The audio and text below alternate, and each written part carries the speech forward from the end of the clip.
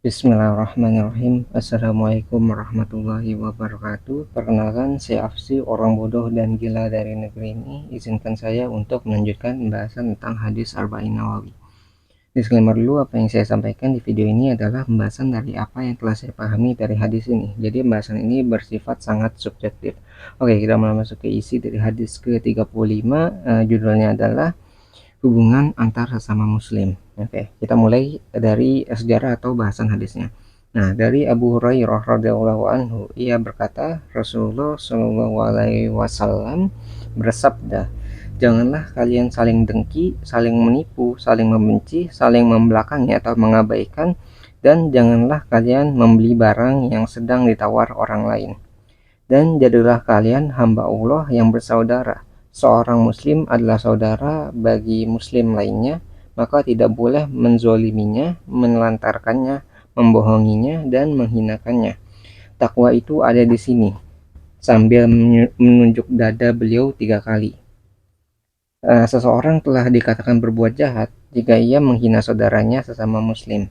Setiap muslim atas muslim lainnya haram darahnya, hartanya, dan kehormatannya. Nah, pelajaran yang bisa kita ambil dari hadis ini yang pertama, kita tuh tentang ini ya, perbuatan-perbuatan buruk yang tidak boleh dilakukan antar sesama muslim. Jadi yang pertama tuh tentang dengki. Jadi kita nggak boleh dengki. Kalau dengki tuh kayak kita nggak mau orang lain tuh mendapatkan kebaikan. Jadi kalau kita tuh kalau misalnya orang lain dapat kebaikan, kita tuh benci atau nggak suka ketika hal itu terjadi pada orang lain. Ya, kita tuh maunya kebaikan itu tuh hilang daripada dirinya ataupun kebaikan dari orang lain itu beralih kepada diri kita. Gitu. Jadi nggak mau tuh orang lain tuh mendapatkan kebaikan. Itu dengki ya. Terus kita juga nggak boleh menipu atau membohongi orang lain. Misalnya kalau ini contohnya dalam hal ini ya, berdagang. Jadi menipu itu kan berarti kita membohongi orang lain. Jadi kita misalnya penjual nih, penjual itu harus jujur terhadap dagangannya. Jadi saya ada mau beli, kita harus mendeskripsikan atau bilang kalau misalnya barang ini nih ada kekurangan atau tidak atau sempurna gitu barangnya. Ketika kita sudah bilang nih, wah ini barang ini ada kekurangan, ada cacatnya nih di sini gitu. Nah, ketika kita sudah ngasih tahu atau memberi informasi kepada pembelinya, lalu pembelinya ridho terhadap kekurangan barang tersebut, lalu membelinya, maka itu nggak masalah. Karena kan pembeli udah tahu nih bahwa apa yang dibelinya itu memiliki kekurangan. Jadi ekspektasinya udah tahu, oh ini kalau ada kekurangan, maka ya berarti saya harus menerima kekurangan tersebut karena ya penjualnya udah bilang gitu kan. Jadi kita nggak menipu kalau kita sudah jujur terhadap barang dagangan yang kita jual. Nah itu kita berarti nggak boleh menipu. Pokoknya kita nggak boleh merugikan orang lain gitu ya. Nah setelah itu kita juga nggak boleh membenci orang lain atau sama muslim. Karena ketika kita membenci orang lain, berarti kita secara langsung telah memutuskan silaturahmi ya. Kita kan akan sulit kan ketika kita membenci orang lain tuh kita akan sulit untuk menyapa, misalnya meminta bantuan atau menolongnya. Ketika kita mau nolong tapi orang itu kita benci, kita jadi males kan. Itu padahal orang itu butuh bantuan kita. Jadi kita benci, berarti secara nggak langsung kita itu telah mempersulit diri kita untuk berhubungan dengan orang lain. Secara nggak langsung ya, berarti kita telah memutus silaturahmi. Itu. Jadi kita benci, berarti kita telah memutus tali persaudaraan. Gitu. Padahal kita tuh butuh orang lain, kita tuh nggak bisa berdiri sendiri. Dan kita harus bergerak bersama-sama, tidak boleh saling membenci gitu. Nah, berarti membenci itu tidak boleh dilakukan oleh sesama muslim. Setelah itu, setelah membenci kita juga nggak boleh mengabaikan orang lain.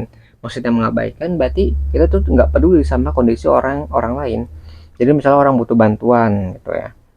Padahal ya kita tahu eh, kalau kita membantu orang lain berarti kita tuh secara tidak langsung kita telah berbuat baik kan. Jadi ketika kita mengabaikan nih kondisi orang lain, kita nggak peduli tuh apakah dia butuh atau tidak, misalnya butuh makan atau nggak minum atau butuh uang atau tidak gitu. Kita nggak peduli sama mereka. Ketika kita nggak peduli, berarti kita telah menelantarkan orang lain. Tuh, jangan sampai itu terjadi. Padahal di agama Islam itu ibadahnya saja itu apa ya? Saling peduli satu sama lain lah. Misal dalam sholat nih misalnya ya. Sholat itu kan dilakukan berjamaah di satu tempat misalnya. Nah, itu kan berarti nggak ada yang tertinggal. Berarti orang lain tuh saling memperhatikan, ada nggak nih yang tertinggal atau tidak gitu. Karena dilakukan secara berjamaah atau bersama-sama gitu. Jadi kalau misalnya kita nggak peduli nih, berarti nanti ada yang sholat satu, yang lain sholat gitu kan. Nggak kayak gitu kan. Tapi pasti dikumpulkan dulu. Wah nih, misalnya pagi azan, dikumpulkan satu tempat, terus sudah ngumpul nanti ada iqomah, baru ada sholat kan. Sholatnya itu berjamaah. Jadi bersama-sama, nggak ada yang tertinggal. Semua orang peduli dengan satu sama lain gitu. Atau kalau selain contoh ibadah lainnya, ibadah zakat lah. Ibadah zakat itu kan ibadah yang dilakukan oleh orang yang mampu, orang yang memiliki kelebihan harta, untuk orang-orang yang tidak mampu. Jadi orang-orang yang mampu nih, orang yang punya kelebihan harta itu akan menyisihkan sebagian hartanya untuk membantu orang yang tidak mampu. Itu ya. Kalau misalnya dalam zakat fitrah ya mungkin 2,5%. Nah, 2,5% itu akan dialihkan kepada orang-orang yang nggak mampu, orang-orang yang mungkin makan aja susah, terus membeli kebutuhan hidupnya aja nggak mampu gitu. Nah, ketika kita sudah melakukan hal tersebut, berarti kan kita sebenarnya dalam agama kita, di agama Islam ya, itu kita harus membantu satu sama lain. Berarti kita harus peduli gitu. Jangan sampai ada yang tertinggal, jangan sampai kita mengabaikan saudara-saudara kita. Terus di hadis juga disebutkan bahwa kita nggak boleh membeli barang dari apa ya, barang yang sedang ditawar.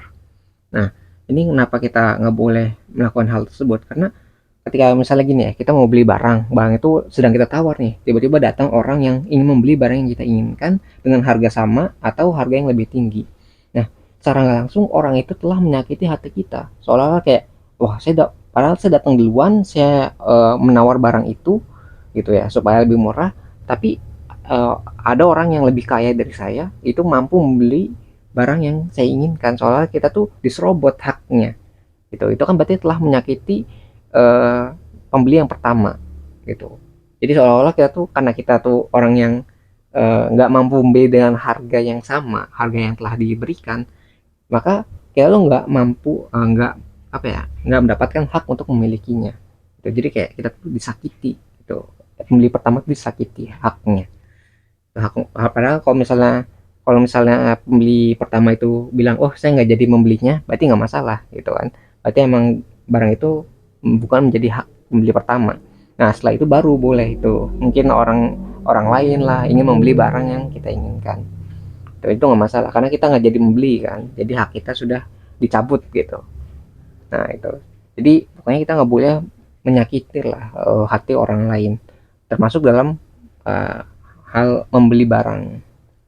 Nah, terus disebutkan bahwa semua muslim itu bersaudara. Maka ketika kita semua itu bersaudara, kita tuh nggak boleh berbuat zolim, menantarkan orang lain, berbohong ataupun menghina saudara kita. Bayangin kalau misalnya kita punya satu keluarga ya, eh, orang tua kita atau adik atau kakak kita yang kita miliki itu dihina, direndahkan, ditelantarkan, dibohongi ataupun dizolimi lah, kita kan nggak terima. Nah, perasaan itulah yang harus ditanamkan kita kepada sama muslim kita, karena sama muslim itu adalah saudara saudara seiman kita itu. Jadi dalam bedakan tuh ya antara saudara yang satu darah ya, memiliki kekerabatan darah, ataupun saudara yang di luar itu. Jadi ketika dia sudah muslim, maka dia itu adalah saudara kita, saudara seiman kita gitu. Jadi sama, kita nggak boleh berbuat jahat kepada mereka mereka yang bersaudara dengan kita. Nah, ya, terus Rasul tuh di sini ya, setelah itu membahas tentang pentingnya takwa. Jadi sambil menunjuk dadanya 3 kali kan. Takwa itu ada di sini sambil menunjuk dadanya 3 kali. Jadi takwa itu ada di dalam hati kita. Jadi Allah itu tidak melihat rupa kita. Rupa kita tuh kayak misalnya yang perempuan, yang laki, yang tua, yang muda itu. Kan itu kan rupa kan. Yang warna kulit misalnya dari yang warna putih sampai yang warna gelap itu. Itu kan rupa kita, apa yang terlihat secara fisik. Tapi Allah itu akan menilai kita dari bagaimana takwanya seseorang gitu. Jadi nggak cuma apa ya, Allah tuh nggak melihat apa yang tampak secara fisik, tapi apa yang ada di dalam hati kita, apa yang jiwa kita gitu. Jadi ketakwaan kita lah yang akan dinilai oleh Allah. Jadi Allah tuh nggak peduli tuh bentuknya mau bagaimana, mau yang bentuknya sempurna, bentuknya nggak lengkap, mau tua muda dan sebagainya, itu Allah nggak peduli dengan rupanya, tapi bagaimana orang itu memiliki takwa dalam hatinya, itulah yang akan dinilai. Makanya itu pentingnya takwa yang harus kita miliki di dalam hati kita, di dalam jiwa kita. Sampai Rasul tuh menunjuk dadanya 3 kali, berarti itu sangat-sangat penting. Terus di hadis juga disebutkan bahwa menghina berarti telah berbuat jahat. Nah, maksudnya menghina itu kayak kita tuh nggak boleh menyepelekan kezoliman, walaupun kezoliman itu kayak kecil gitu, sesuatu yang sangat ringan. Jadi dengan menghina berarti kita telah berbuat jahat. Jadi Rasul tuh nggak mau kita itu menormalkan perbuatan-perbuatan buruk, walaupun perbuatan buruk itu bagi kita itu adalah perbuatan yang buruk kecil gitu lah, perbuatan yang mudah untuk dilakukan.